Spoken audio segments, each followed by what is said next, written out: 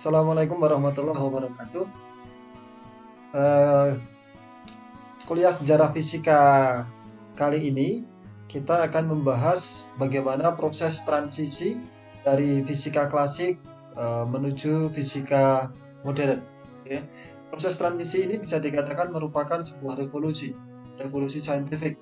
Setelah sebelumnya kita mengenal revolusi-revolusi saintifik yang lain, yaitu yang terjadi pada masa Kopernikus atau yang dikenal sebagai revolusi Kopernika. Nah, eh, fisika klasik itu membabakan antara fisika klasik dengan fisika modern bisa dilihat dari beberapa aspek atau beberapa segi.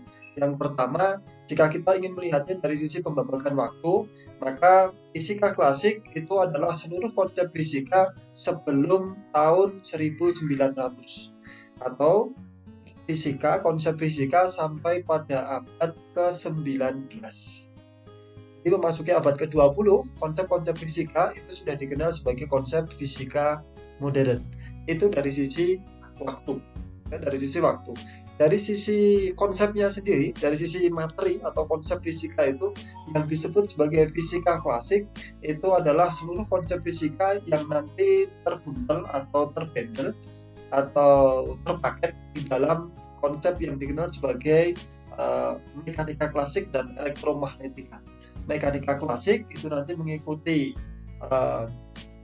gagasannya Newton, sementara elektromagnetika itu mengikuti gagasannya Maxwell. Nah, untuk yang lain nanti mekanika kuantum, terus kemudian relativitas itu kemudian disebut sebagai fisika modern. Ya.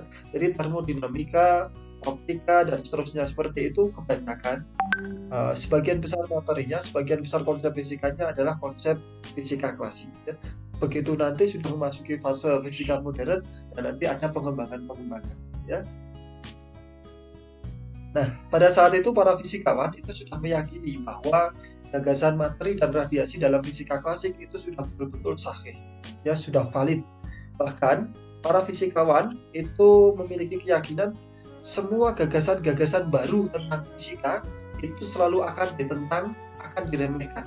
Apalagi gagasan-gagasan itu jika diketahui berusaha menyanggah konsep fisika pada masa itu atau konsep fisika yang mainstream pada masa itu. Jadi setiap gagasan-gagasan baru saat itu akan dilawan atau diremehkan atau dianggap sebagai gagasan-gagasan yang tidak bermakna. Mengapa sampai seperti itu? Karena para fisikawan saat itu meyakini bahwa fisika klasik itu adalah capaian puncak fisika pada saat itu, ya. Jadi gagasan-gagasan fisika saat itu sudah diyakini mencapai pada fase puncak. Nah, formalisme untuk matematika pada fisika klasik itu mengikuti dua, ya, formalisme Newton dan formalisme Maxwell. Sampai saat itu, kedua formalisme ini tidak ditemukan adanya cacat atau adanya kekurangan-kekurangan di dalam merumuskan, di dalam menjelaskan, di dalam mendeskripsikan tentang alam raya. Prediksi-prediksinya, ramalannya, akhirnya banyak yang terbukti oleh percobaan-percobaan. Nah, sebegitu yakinnya para fisikawan pada saat itu bahwa fisika sudah mencapai puncak capaian. Saat itu ada sebuah parodi yang ditampilkan oleh mahasiswa fisika dari Universitas Wisconsin, Amerika. Mereka memparodikan sebuah teatrikal mengusung keranda, yang keranda itu diselubungi oleh sebuah kain tabir atau bandoso kayak gitu ya kalau orang Jawa bilang. Nah, kemudian ketika tabir itu disingkap, keranda itu menampilkan tulisan yang besar, Physics has done, ya. Physics has done. Fisika sudah selesai. Itu merupakan aksi teatrikal untuk menunjukkan bahwa fisika saat itu seolah-olah itu sudah mencapai titik kematian. Karena sebagai sebuah ilmu, para fisikawan meyakini bahwa tidak ada lagi yang bisa tidak ada lagi yang menjadi misteri bagi fisika. Seluruh konsep atau seluruh fenomena alam sudah diyakini, sudah selesai dijelaskan oleh fisika. Hingga nanti akhirnya ada beberapa peristiwa-peristiwa kecil ya yang kemudian Allah turunkan kepada para fisikawan, yang ternyata ketika peristiwa-peristiwa kecil itu dijelaskan oleh para fisikawan, seluruh bangunan konsep yang mereka yakini sudah sampai pada puncak kematangan itu ternyata harus diruntuhkan. Ini mengingatkan kita pada sebuah hikmah, pada sebuah petuah agung, bahwa setiap kali manusia itu merasa dirinya sampai pada puncak, setiap kali manusia itu merasa dirinya sampai pada titik puncak, maka pada saat itu biasanya Tuhan mengirimkan tanda, Tuhan mengirimkan ayatnya bahwa manusia sebenarnya tidak bisa apa-apa. Di fisika juga seperti itu.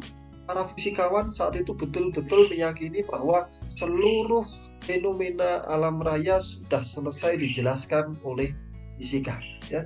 Sehingga ada sebuah kisah menarik, ada seorang pemuda yang dia berbakat di fisika atau berbakat di ilmu alam, kemudian mencoba atau punya minat yang besar untuk kuliah di fisika.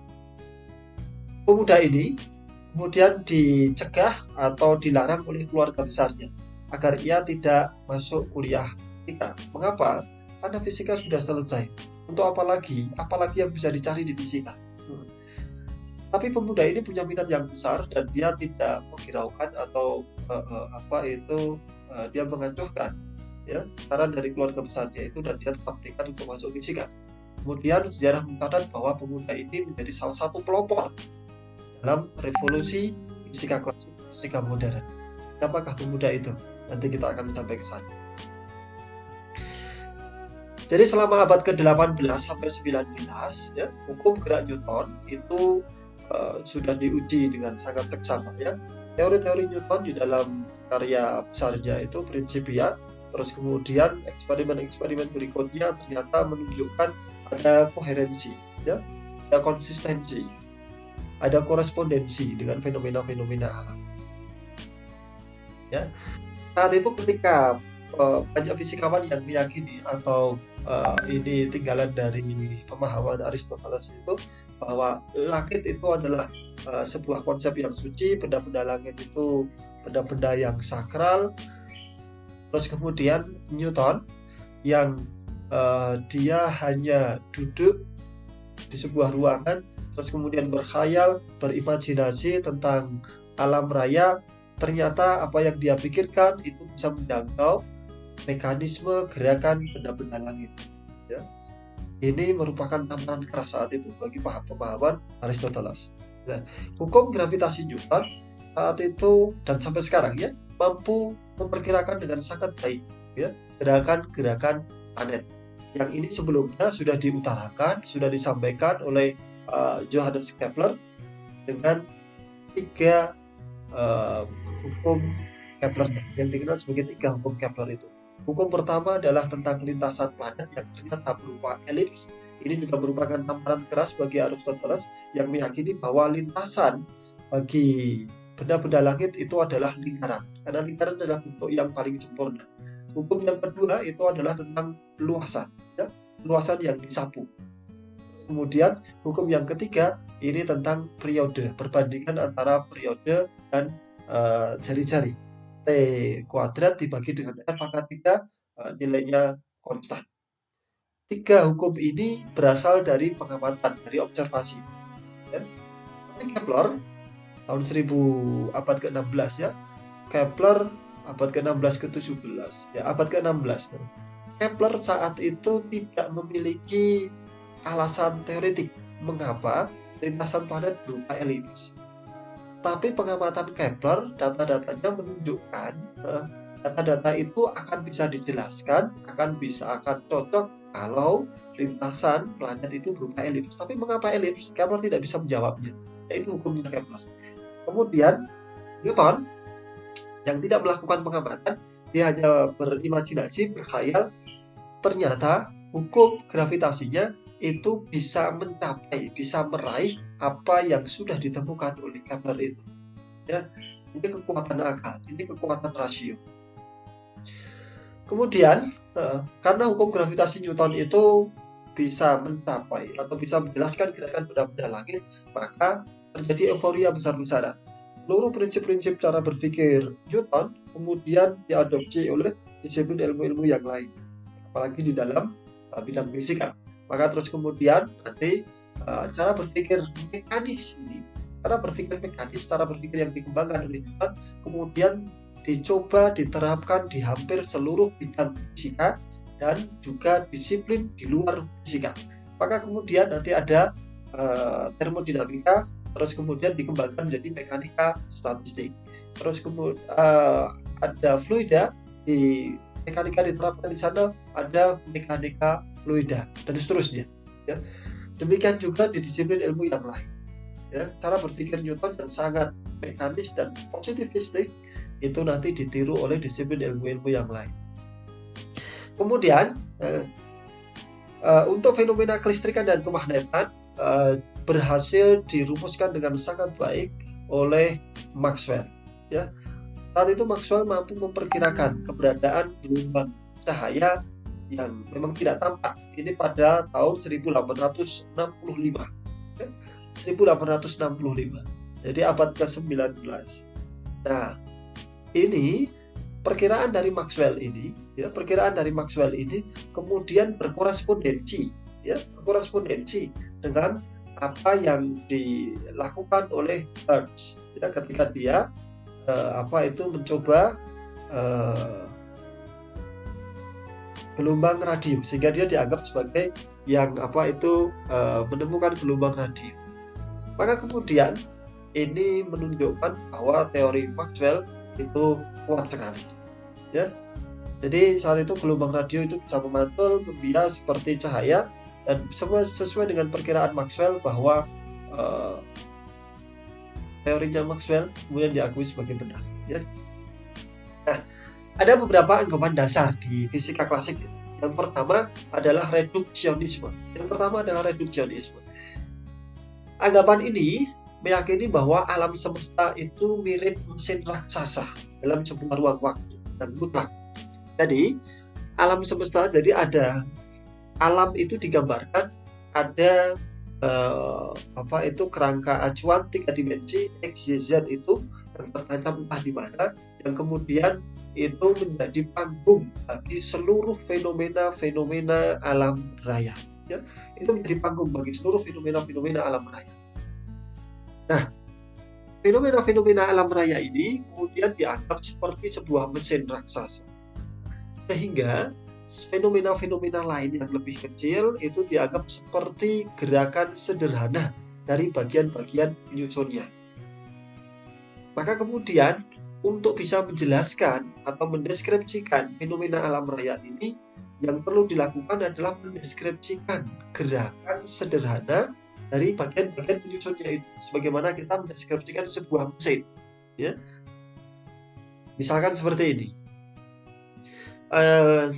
Setiap kali kita bekerja dengan sebuah gaya, ketika gayanya itu misalkan bersudut tertentu, sudutnya sebesar θ, maka kita pasti akan menyelesaikan gaya itu sesuai dengan komponen-komponennya. Gaya itu akan kita uraikan menjadi komponen Fx dan menjadi komponen Fy.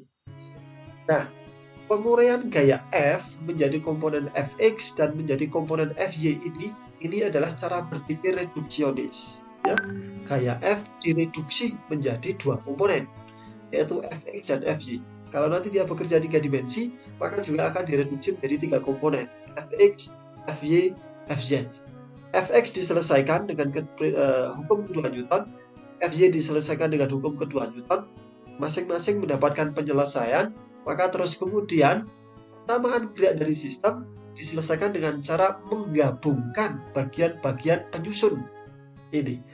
Fx selesai, dapat persamaan, Fy selesai, dapat persamaan, kedua persamaan ini disatukan kembali. Itulah yang dianggap sebagai solusi dari sistem yang ada.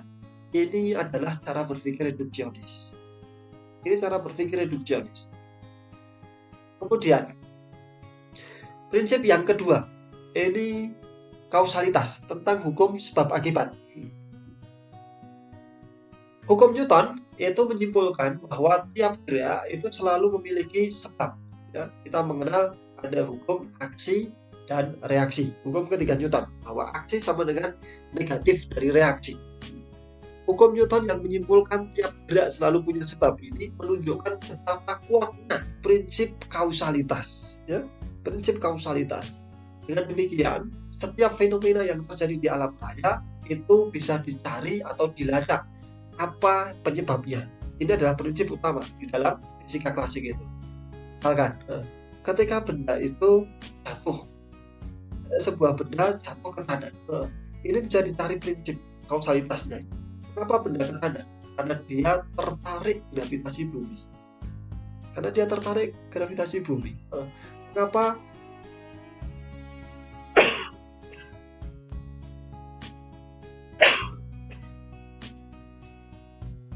Mengapa sebuah benda yang bertumbukan, mengapa sebuah benda yang bertumbukan kemudian terjadi kerusakan yang dahsyat pada salah satunya, misalkan kita bisa melacak aja, ada prinsip kausalitas di situ dan seterusnya. Prinsip ini sedemikian kuat mengakar di dalam memahami alam raya ini. Sampai-sampai kita juga meyakini, misalkan seperti ini yang sering itu di dalam masyarakat kita sehari-hari, misalkan seperti ini. Setiap kali ada pengumuman orang yang meninggal, kita biasanya akan bertanya, meninggalnya karena apa? Jadi seolah-olah kalau dijawab sakit, seolah-olah kita meyakini bahwa meninggalnya itu adalah karena sakit ini. Atau misalkan kalau tidak, bahkan ketika dia tidak sakit, tiba-tiba meninggal, kita akan mengatakan meninggalnya karena serangan jantung. Kita meyakini ada sebab akibat di situ. Ada sebab akibat di situ. Padahal tidak setiap serangan jantung menyebabkan kematian. Tidak setiap sakit itu juga menyebabkan kematian. Dalam telisik yang lebih mendalam, kematian itu adalah ketika roh lepas dari jasad. Sakit, serangan jantung, dan lain-lain itu adalah peristiwa yang mendahulunya. Nah, nanti prinsip-prinsip ini pada akhirnya nanti akan digugurkan oleh para fisikawan. Ternyata di fisika baru yang mereka kenal, prinsip-prinsip ini pada akhirnya akan gugur atau menjadi samar. Dan yang ketiga, determinisme. Determinisme ini meyakini bahwa jika sekarang kita mengetahui keadaan gerak suatu partikel, maka gerakannya pada sembarang titik di masa depan dan masa lalu bisa kita ramalkan. Atau dalam kalimat yang lebih singkat, beri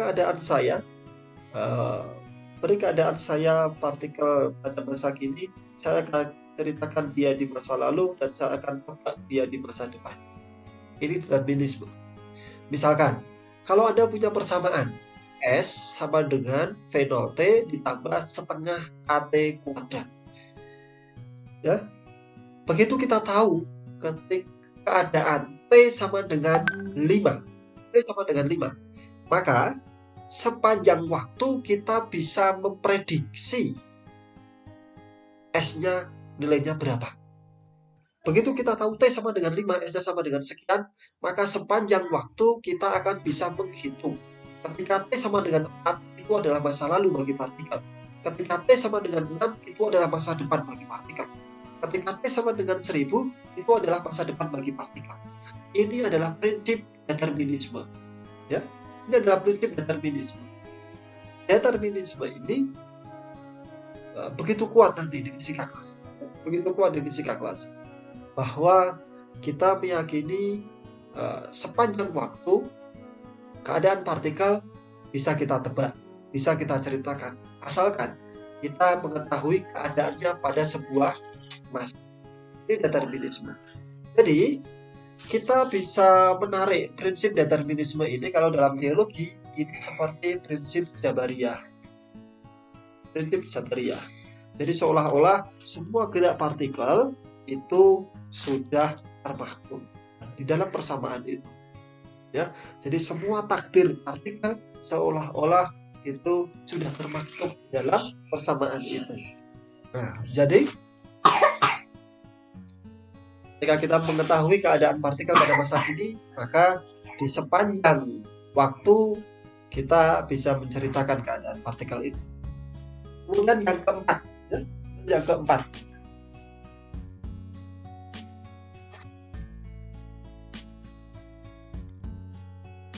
cahaya sebagai gelombang.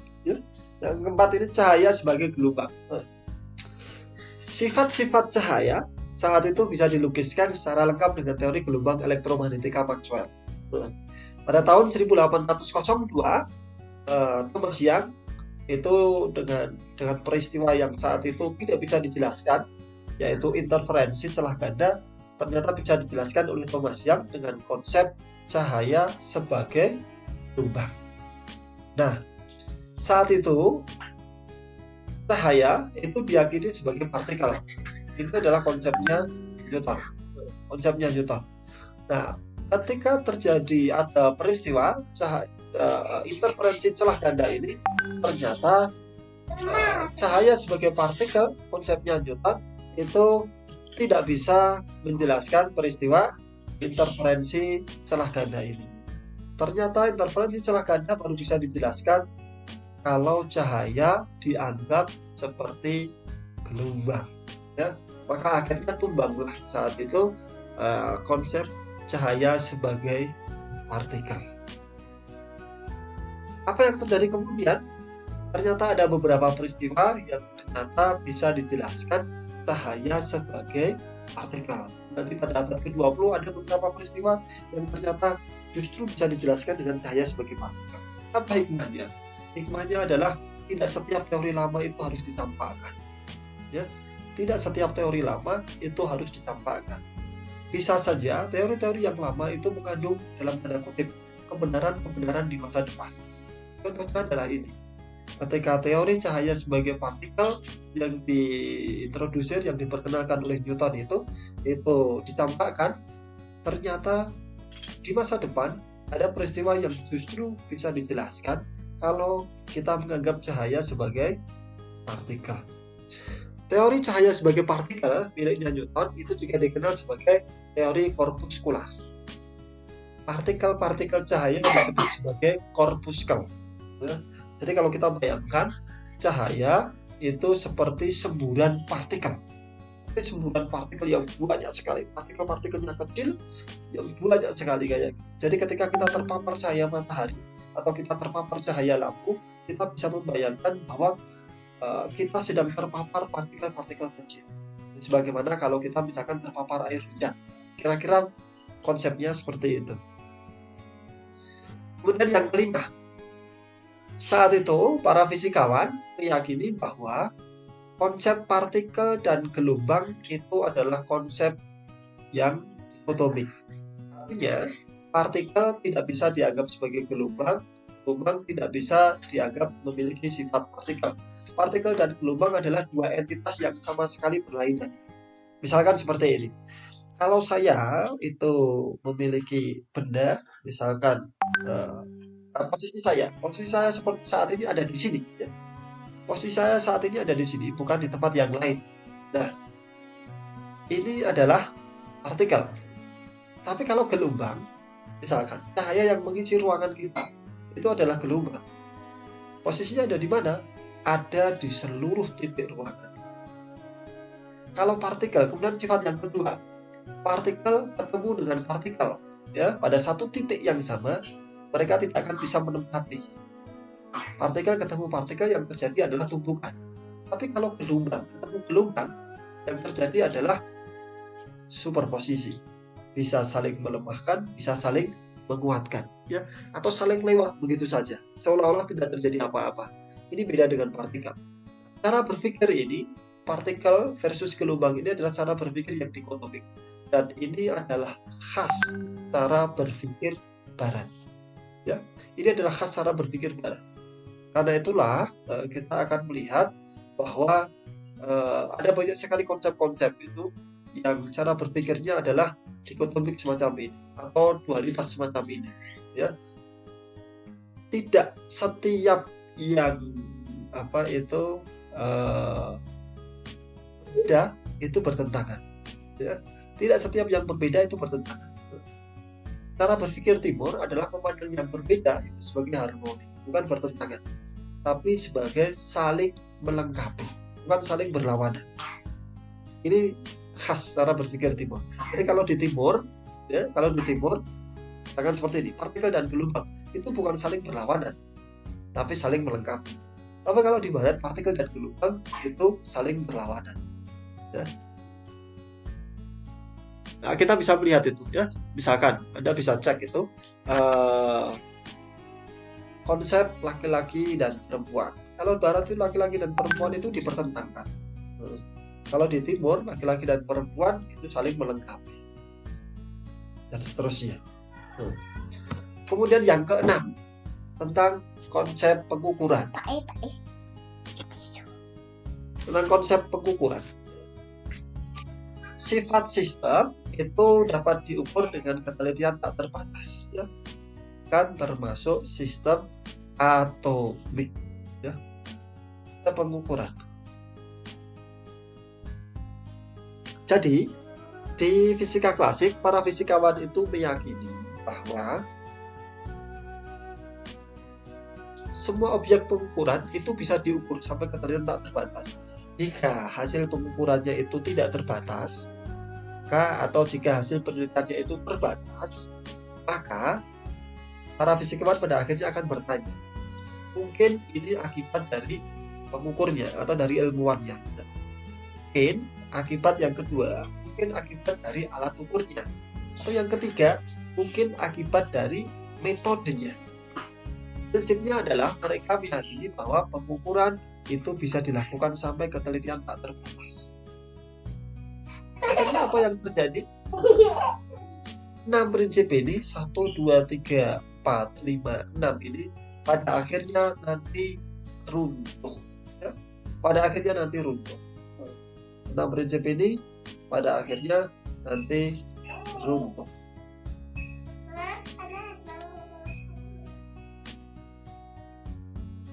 Jadi ingat baik-baik, ya, ini adalah 6 anggapan dasar, atau katakanlah ini 6 rukun iman di fisika klasik, ya.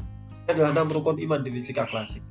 Reduksionisme, kausalitas, determinisme, cahaya sebagai gelombang, partikel versus gelombang, dan pengukuran. Nah, sekarang kita lihat, ya. Pada tahun 1900 Max Planck, ya, dia mengajukan teori tentang radiasi benda hitam. Pada tahun 1905 Einstein dia mengajukan gagasan tentang kuanta, ya, untuk menyelesaikan fenomena efek fotolistrik, ya. 1913 Niels Bohr dia mengajukan gagasan untuk penyelesaian tentang fenomena atom, yaitu tentang struktur atom. Terus kemudian 1918 Max Planck ini dapat hadiah Nobel Fisika. 1921 Einstein dapat Nobel efek fotolistrik bersama Profesor Millikan. Terus kemudian 1922 Niels Bohr dapat Nobel Fisika. Pada 1922 ini ada eksperimen yang dikenal sebagai eksperimen Stern-Gerlach, ya, yang merupakan pembuktian dari teori kuantisasi ruang. 1924 seorang mahasiswa S3 Pangeran Louis de Broglie dia menyelesaikan S3-nya dengan usulan yang dikenal nanti sebagai hipotesis de Broglie, ya. Kemudian 1925 Heisenberg merumuskan asas ketidakpastian. Pauli dia membangun bilangan kuantum yang kemudian dikenal sebagai bilangan kuantum spin. 1926 persamaan Schrödinger. 29 Pangeran de Broglie dapat hadiah Nobel. Terus 1932 Heisenberg dapat Nobel. Terus kemudian 1933 Schrödinger dapat Nobel. Jadi kalau kita lihat ini timeline atau garis waktu perkembangan atau transisi dari fisika klasik ke fisika kuantum, belum 1900 ini dikenal sebagai fisika klasik, setelah 1900 ini nanti pada akhirnya dikenal sebagai fisika modern. ya, fisika modern. Nah, masa-masa itu setiap fase sejarah biasanya selalu ada memiliki fase transisi, ya, fase transisi. Fase transisi itu terjadi pada 1900 sampai 1930-an. Jadi katakanlah 30 tahun lamanya terjadi transisi. Ini katakanlah kita kenal sebagai masa-masa revolusi fisika 1900 sampai 1930-an itu. Nah, fisika modern itu dibangun oleh dua sosok guru, yaitu mekanika kuantum dan relativitas. Ya. Mekanika kuantum itu merupakan hasil kerja gotong royong banyak sekali ilmuwan, sementara relativitas bisa dikatakan merupakan kerja tunggal. Ya, meskipun ada banyak peran fisikawan-fisikawan yang lain, tapi ide besar dari relativitas itu merupakan idenya Albert Einstein. Jadi ada dua sosok guru di fisika modern itu, yaitu relativitas dan teori kuantum. Apa sih sebenarnya teori kuantum itu? Teori kuantum ini sampai saat ini dianggap sebagai gagasan yang paling cemerlang yang pernah dibikin oleh manusia, yang pernah disusun oleh manusia. Ada banyak sekali ribuan gejala-gejala fisika yang bisa dijelaskan. Ya. Susunan berkala unsur-unsur ini bukan dijelaskan oleh orang-orang kimia, tetapi dijelaskan oleh fisika. Ya. Laser, terus kemudian DNA. Itu yang menemukan salah satunya adalah orang fisika. Jadi pasangan Crick dan Watson itu adalah pindahan dari orang fisika. Ketika teori atom nanti bisa dijelaskan dengan sangat baik, maka terus kemudian terjadi eksodus besar-besaran fisikawan merambah disiplin ilmu yang lain, yaitu biologi akhirnya menjadi biologi molekuler, kimia akhirnya menjadi kimia molekuler. Apalagi ya masih banyak yang bisa dijelaskan teori kuantum. Sampai saat ini teori kuantum ini susah untuk dijangkau oleh intuisi, dan pikiran-pikiran yang lazim yang kita miliki biasanya itu juga susah untuk mencernanya. Banyak fisikawan yang kemudian mensejajarkan konsep fisika kuantum ini dengan filsafat timur, ya, filsafat timur. Ada salah satu fisikawan yang kemudian nanti mendapatkan pemaknaan dari fenomena-fenomena di fisika kuantum, di teori kuantum itu dengan konsep filsafat timur. Salah satunya adalah Niels Bohr. Ya. Sehingga ketika Niels Bohr itu dia mendapatkan gelar bangsawan dari kerajaan Denmark, saat itu Niels Bohr itu menggunakan jubah yang di belakang atau di bagian belakang jubahnya itu ada simbol yin dan yang, ya, simbol lingkaran. Terus kemudian separuh itu ada separuh berwarna hitam, separuh berwarna putih kayak bulan tetes itu.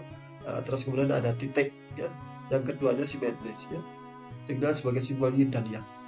Itu adalah simbol filsafat atom. Nah, siapa saja tokoh-tokohnya itu? Sampai saat ini teori kuantum itu tak pernah gagal. Teori ini sangat matematis sehingga banyak yang menyatakan ketika terjun dengan teori ini kadang pemaknaan fisik itu menjadi terlupakan atau menjadi susah karena memang sangat matematis sekali. Jadi yang nanti akhirnya membuat Einstein mengatakan bahwa teori kuantum itu tidak indah. Anda bisa melihat bahwa banyak sekali persamaan-persamaan fisika yang memiliki kesamaan struktur. Misalkan F sama dengan K 1Q2 dibagi R kuadrat. F sama dengan G besar, M1, M2 dibagi R kuadrat. F sama dengan MA, F sama dengan minus KX, dan seterusnya. Kita akan mendapati banyak sekali persamaan-persamaan sederhana yang seperti itu, yang strukturnya itu mirip-mirip seperti itu. Nah, teori kuantum ternyata tidak, persamaannya tidak seperti itu. Karena itulah menurut Einstein, ya, kita bisa memahami kalimat Einstein bahwa teori kuantum itu teori yang tidak indah. Ya. Nah, gagasan-gagasan di teori kuantum itu mengubah cara kita memandang realitas. Ya. Ini ada beberapa tokoh besar dari teori kuantum. Ya. Ada 9 tokoh teori kuantum. Ya. Ini Wali Songo teori kuantum. Wali Songo teori kuantum. Siapa saja mereka? Ya, ada Albert Einstein, ada Schrödinger, ada ini Schrödinger, Erwin Schrödinger. Terus kemudian ini Niels Bohr, ini Pangeran de Broglie, Louis de Broglie, ini Max Planck. Terus kemudian ini Werner Heisenberg, ini Max Born, ini Dirac, ini Wolfgang Pauli. Ya. Ini ada 9 tokoh dari kuantum. Ini tokoh besar, pendiri atau perumus atau founding fathers dari teori kuantum ini.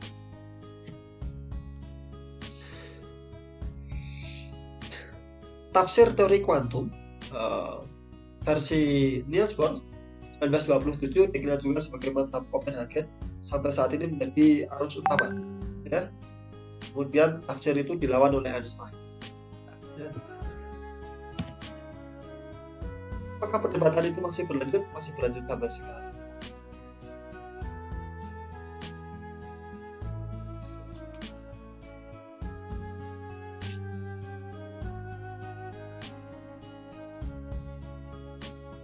Ini harusnya ada video dari konferensi Solvay 1927.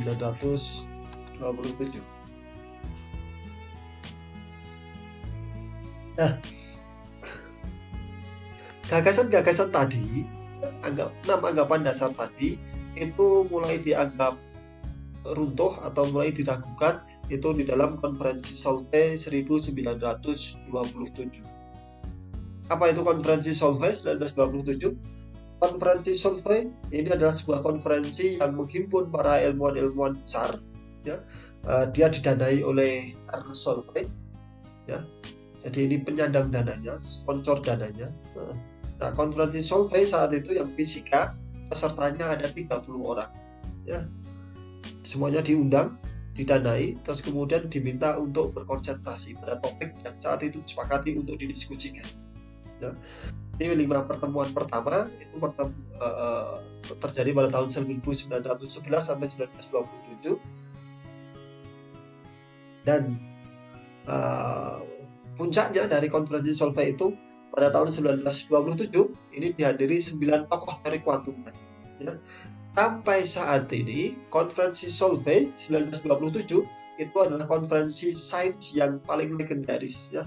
Tidak ada konferensi serupa sampai saat ini di dunia yang bisa mengumpulkan tokoh-tokoh besar fisika di dalam satu konferensi atau di dalam satu forum yang sama. Ini adalah tokoh-tokoh teori konferensi Solvay, ya, fisikawan-fisikawan besar saat itu. Kalau kita hitung jumlahnya di foto ini ada 29, ya. Mari kita hitung. Ada 1, 2, 3, 4, 5, 6, 7, 8, 9, 10, 11, 12, 13, 14, 15, 16, 17, 18, 19, 20, 21, 22, 23, 24, 25, 26, 27, 28, 29. Pesertanya ada 30, satu fisikawan saat itu sudah pulang duluan. Ya. Jadi kalau ada sesi foto jangan lewatkan, ya. Nanti sejarah Anda tidak akan nongol di dalam sejarah itu. Nah, ini tokoh-tokoh besarnya, ya. Yang berwarna biru ini barangkali adalah nama-nama yang akhirnya kita akan mengenalnya selama kuliah fisika di S1. Ya. Yang nama-nama hitam yang saya tulis dengan tinta hitam ini, warna hitam ini, mungkin akan Anda temukan kalau kita mempelajari atau membuka buku-buku fisika tingkat lanjut. Ya.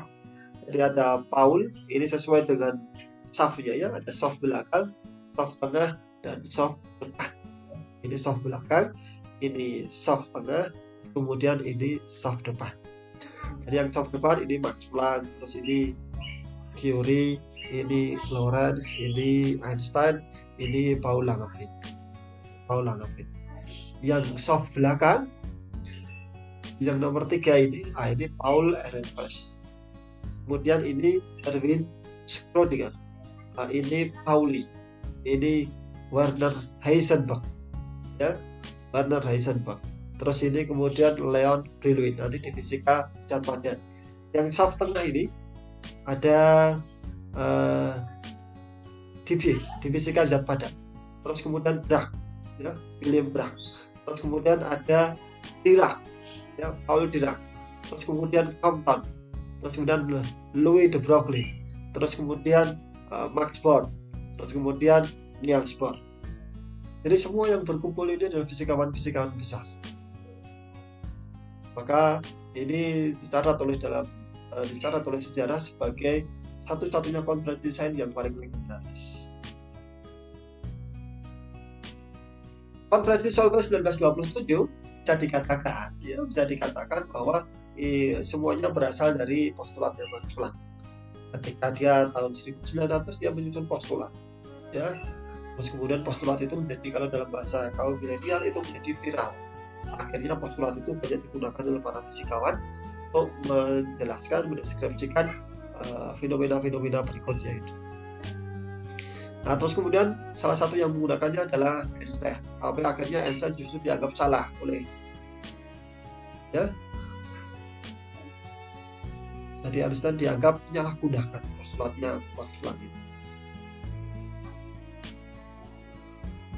Hampir semua fisikawan itu sepakat dengan tafsirannya Niels Bohr. Tapi ada satu orang yang tidak sepakat dengan tafsirannya Niels Bohr. Siapa itu? Einstein. Nah, di antara semua fisikawan itu yang paling flamboyan ini adalah Erwin Schrödinger. Yang nanti kita kenal dengan persamaan Schrödinger. 30 Oktober 1927 seluruh peserta itu pulang, ya. Seluruh peserta pulang.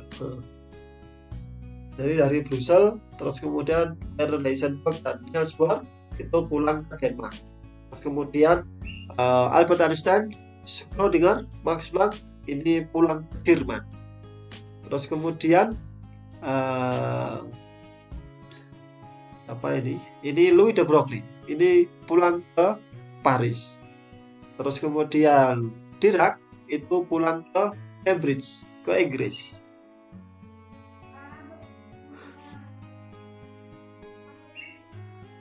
Terus kemudian ini Pauli, ya. Terus kemudian ini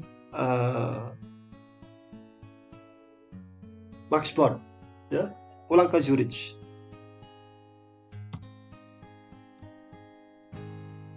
Ke Göttingen, ya, Göttingen. Terus kemudian yang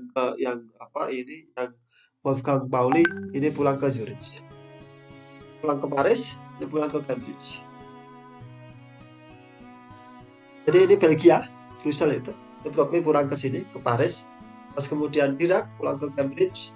Terus kemudian Heisenberg pulang ke Copenhagen. Terus Einstein, Planck, Schrödinger ini pulang ke Berlin, ke Jerman. Max Born pulang ke Göttingen. Terus Pauli pulang ke Zurich. Semuanya pulang, ya, semuanya pulang dengan memendam perdebatan sejarah antara Einstein dan Bohr, ya.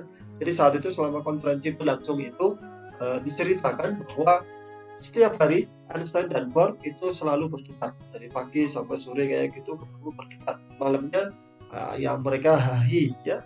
Terus kemudian paginya ketemu lagi berdebat di forum itu sampai konferensi selesai dan mereka pulang dengan memendam perdebatan itu. Dan perdebatan itu dicatat oleh sejarah sebagai salah satu perdebatan yang legendaris antara Einstein dengan Niels Bohr. Nah, sekarang kita lihat usia para pejuang fisika kita. Ini untuk menunjukkan bahwa para fisikawan yang punya kontribusi, punya sumbangan besar di mekanika kuantum itu adalah anak-anak muda. Jadi jangan pernah bayangkan bahwa fisikawan-fisikawan kita itu memberikan sumbangan justru ketika mereka sudah tua. Tidak, mereka justru memberikan sumbangan ketika mereka masih muda belia. Jadi siapkan baik-baik usia Anda. Erwin Schrödinger ketika konferensi Solvay ini 1927 usianya 44. Dia memberikan sumbangan pada tahun 1926. Ini pada usia 43. Terus kemudian Pauli 1927 ini usianya 27 tahun. Pauli ini memberikan sumbangan pada tahun 1925. Jadi 2 tahun sebelumnya. Jadi usianya saat itu adalah 25 tahun.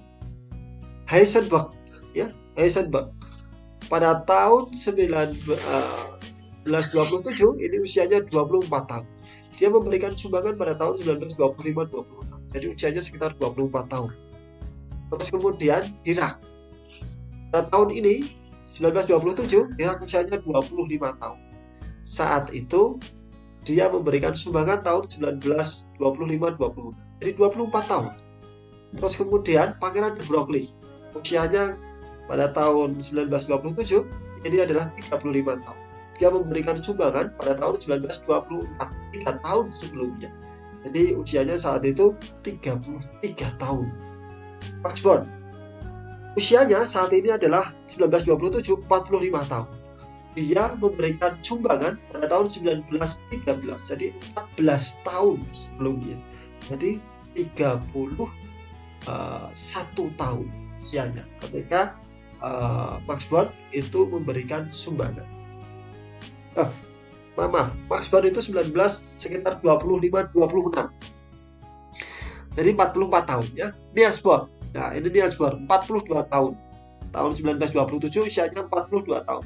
Dia memberikan sumbangan pada tahun 1913 ya. 13. Jadi 14 tahun sebelumnya. 14 tahun sebelumnya. Jadi masih usia sekitar 14 tahun ya, 28 tahun. Masih muda sekali. Terus kemudian Max Planck pada tahun 1927 ini usianya 69 tahun.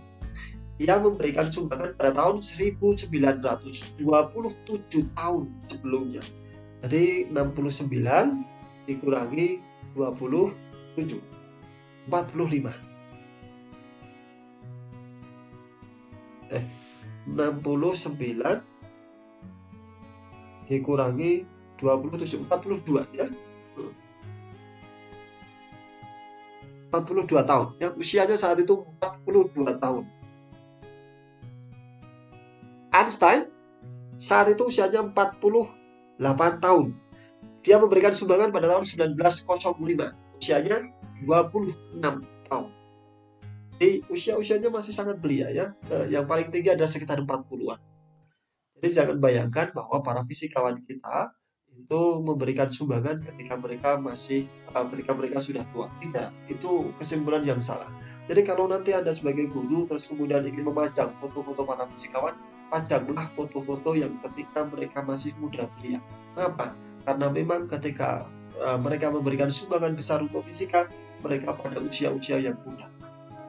Ketika Anda memajang foto-foto yang sudah lanjut, foto-foto para fisikawan yang sudah lanjut, itu akan menimbulkan kesan dalam diri siswa bahwa fisikawan kita itu untuk meraih prestasi-prestasi itu mereka butuh waktu yang lama. Mereka sudah lanjut duluan. Mereka perlu lanjut dulu. Perlu berusia lanjut dulu untuk memberikan sumbangan di fisika. Itu clear. Nah, apa yang memalingkan itu semuanya? Ya, sebenarnya percobaan apa sih yang membuat para fisikawan itu harus pindah atau berpaling? Ya, yang akhirnya gagasan-gagasannya dikenal sebagai fisika klasik, terus kemudian gagasan yang baru itu dikenal sebagai fisika modern. Nah, landasan mekanika kuantum atau teori kuantum itu adalah nanti termodinamika dan statistika ya. Kemudian nanti disebut sebagai mekanika statistik ya, disebut sebagai mekanika statistik.